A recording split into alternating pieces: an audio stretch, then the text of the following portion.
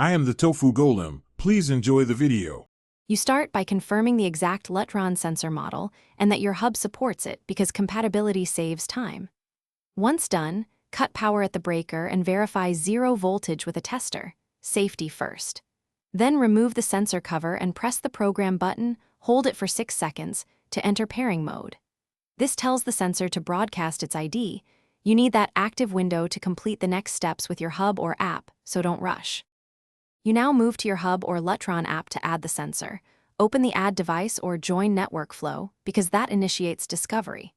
While the sensor is in pairing mode, watch for its LED blink and select its ID in the app. This exchange completes the secure handshake. After pairing, assign the sensor to a room and adjust sensitivity and timeout right away so you can test behavior.